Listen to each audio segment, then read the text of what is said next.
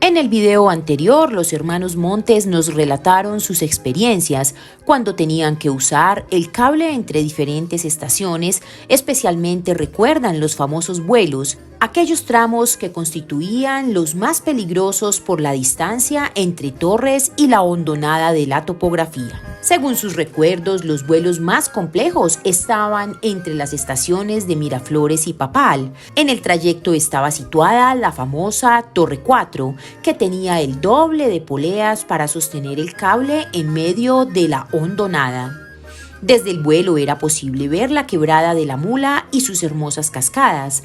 También recuerdan el vuelo entre la estación de Buenavista y La Brecha, hoy el Cerro de Oro en Manizales. En el municipio de Herveo eran famosos el vuelo entre Frutillo y Soledad y el salto de Yolombal, en el cual se encontraba la Torre 20, estructura que por su altura permitía contrarrestar las condiciones topográficas de la zona. Según nos cuentan, desde el salto se apreciaba hermoso el río Gualí. Hoy la Torre 20 engalana la zona del cable en la ciudad de Manizales.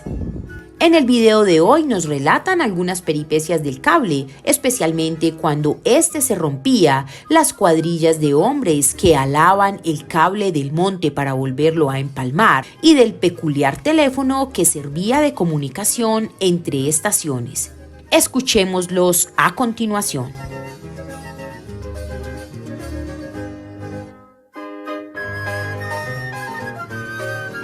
Cuando se reventaba el cable, paraban todo el cable completo. Ese cable, para poderlo recoger de la zona, tenían que poner unos aparatos muy potentes, con mucha fuerza para poder agarrar el cable y acercarlo a la estación para poderlo empatar.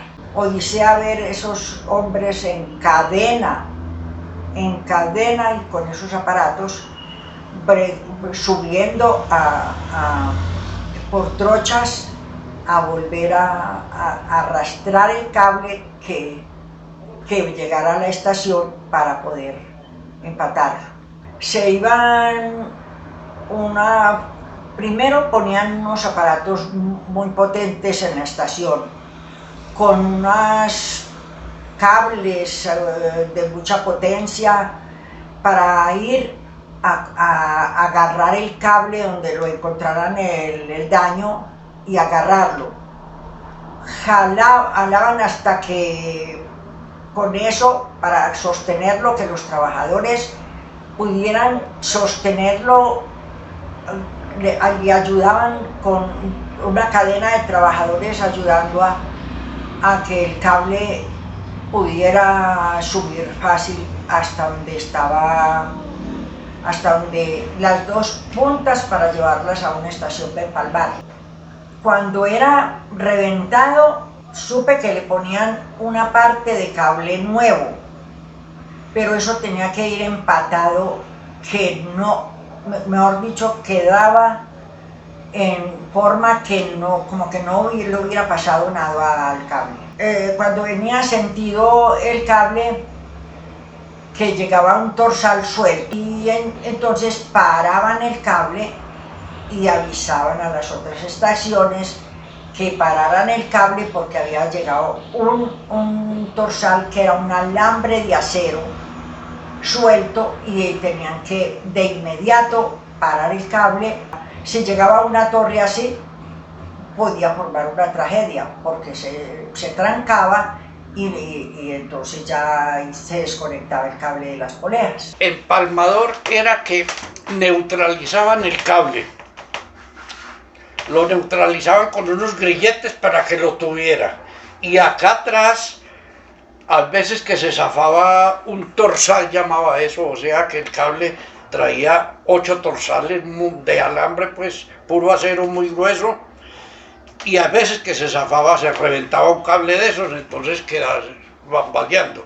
Por la noche cuando acababan, entonces cuadraban ese daño en la estación y empalmaban, ¿qué era? Mochaban el cable, pero aquí lo tenían tensionado, pero aquí atrás, como quedaba suelto, entonces lo mochaban, arreglaban el daño y volvían y lo añadían.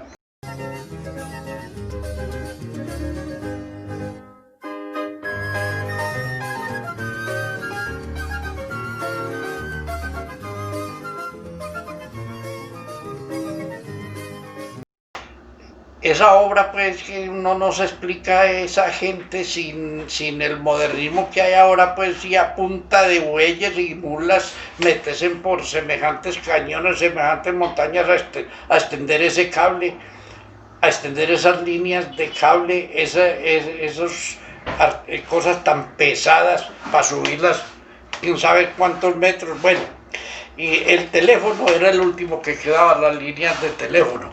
El teléfono era por ejemplo, nosotros vivíamos en Miraflores, que queda en Maltería, en la parte alta de Maltería. Y entonces para llamar por teléfono, cada estación tenía, como eran teléfonos, no, pues antiquísimos.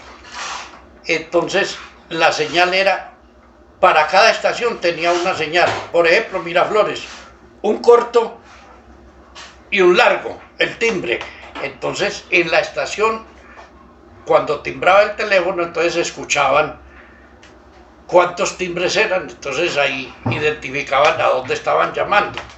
Era línea directa, o sea, uno conversaba con otra persona y todo el que levantara oía la conversación. Javier López nos cuenta: me acuerdo de mi primo Antonio, hijo de Elías. Estando joven, trabajaba en el cable. Una de sus funciones era cerrar el cable a las 4 de la tarde. Era interesante esta labor usando el teléfono de manivela o cuerda. Con una de sus manos daba vueltas rápido a una manija para que el teléfono funcionara y con la otra mano acercaba el auricular al oído tratando de lograr comunicación con alguien lejos en la línea del cable. Se necesitaba saber si alguna de las vagonetas al cierre del día había quedado colocada exactamente en una de las torres donde fácilmente alguien pudiera subirse y robar su carga. Hacer esto tomaba mucho tiempo porque la comunicación no se daba o porque el hombre al otro lado tenía que hacer una revisión visual.